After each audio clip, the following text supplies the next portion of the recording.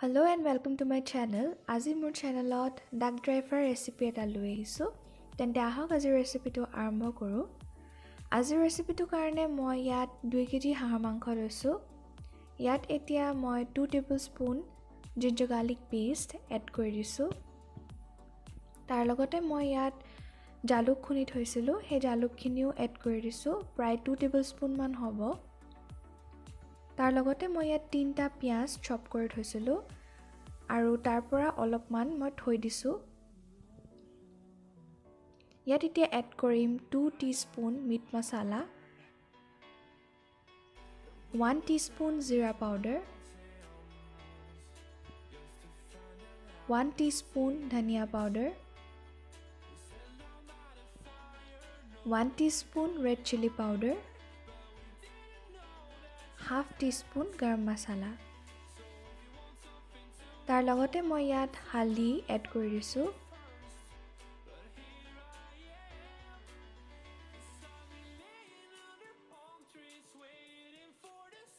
এতিয়া মই ইয়াৰ লগত এড কৰিছোঁ নিমখ আন্দাজমতে,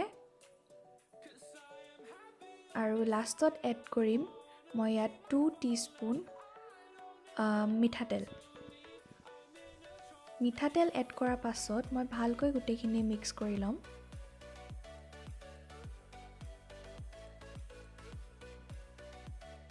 আৰু মিক্স কৰি লোৱাৰ পাছত মই এইখিনি 1 ঘণ্টামানৰ কাৰণে ঢাকি পেলাই ফ্ৰিজত থৈ দিম। এতিয়া মই ইয়াত কেৰাহী এখন বহাই লৈছোঁ আৰু কেৰাহীখনত মই প্ৰায় আধা কাপমান তেল দি দিছোঁ।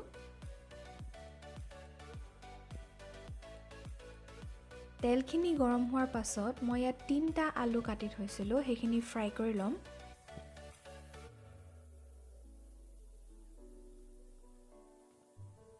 আলুখিনি মিডিয়াম ফ্লেমত মই প্ৰায় 1 মিনিটমানৰ কাৰণে ভাজি ল'লোঁ আৰু তাৰপিছত মই উলিয়াই প্লেট এখনত থৈ দিম।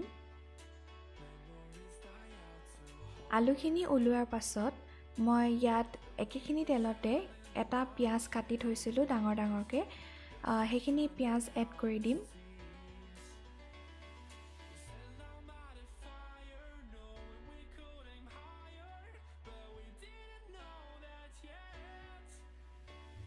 আৰু পিঁয়াজখিনিও একে মিডিয়াম ফ্লেমতে ভাজিছোঁ আৰু 30 ছেকেণ্ডছমান হোৱাৰ পাছত পিঁয়াজখিনিও উলিয়াই ল'ম আৰু সেইখিনি পিছত ইউজ কৰিবলৈ কাৰণে থৈ দিম।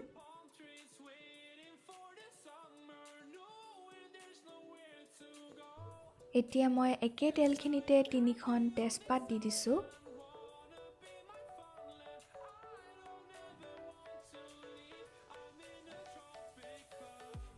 আৰু তাৰ লগতে মই ইয়াত 5-6টামান শুকান জলকীয়া এড কৰি দিছোঁ।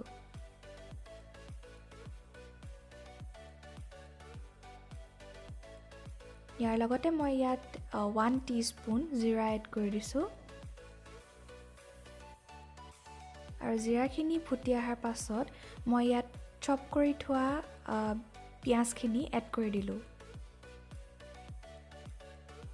পিঁয়াজখিনি অলপ ভাজি লোৱাৰ পাছত মই ইয়াত মেৰিনেট কৰি থোৱা মাংসখিনি এড কৰি দিছোঁ।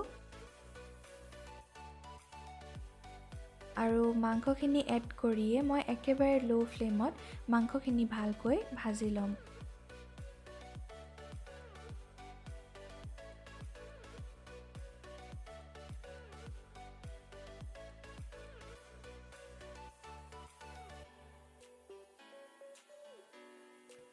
মাংসখিনি 5 মিনিটমান ভাজাৰ পাছত মই ইয়াত ঢাকনি লগাই দিম।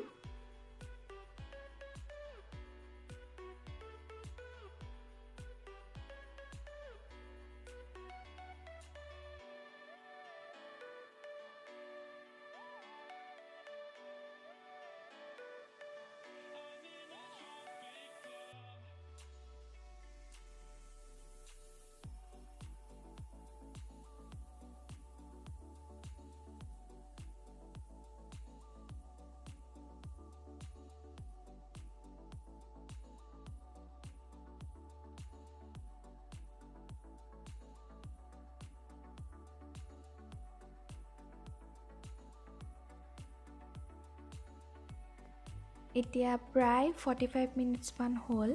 এতিয়া মই মাংসখিনিত ভাজি থোৱা আলুখিনি এড কৰি দিছোঁ। আলুখিনি এড কৰি মই ভালকৈ মাংসখিনি মিক্স কৰি ল'ম।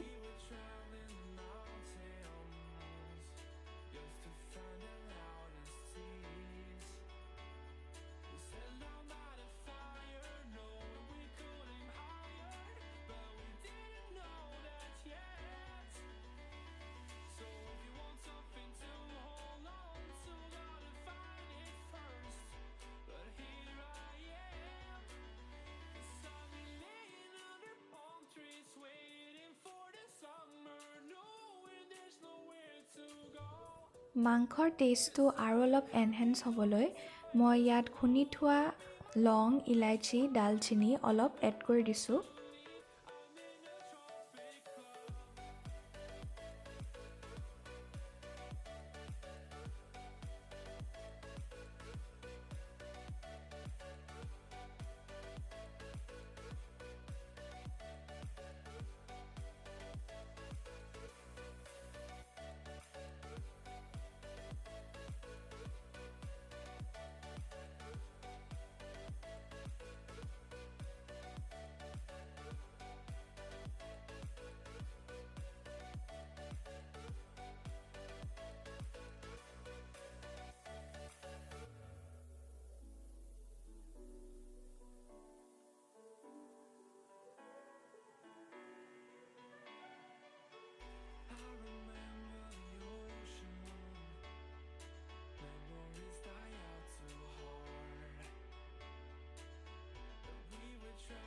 এতিয়া প্ৰায় এঘণ্টামান হ'ল। এঘণ্টামানৰ পাছত মই ইয়াত ভাজি থোৱা পিঁয়াজখিনি এড কৰি দিছোঁ।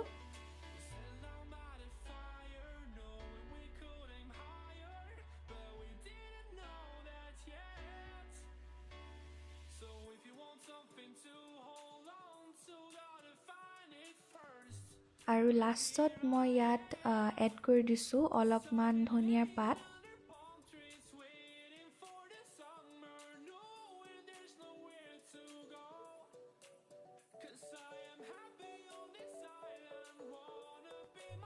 আৰু গোটেইখিনি ভালকৈ মিক্স কৰি ল'ম। আৰু ইয়াৰ লগতে মোৰ মাংসখিনি ৰেডি হৈ গ'ল।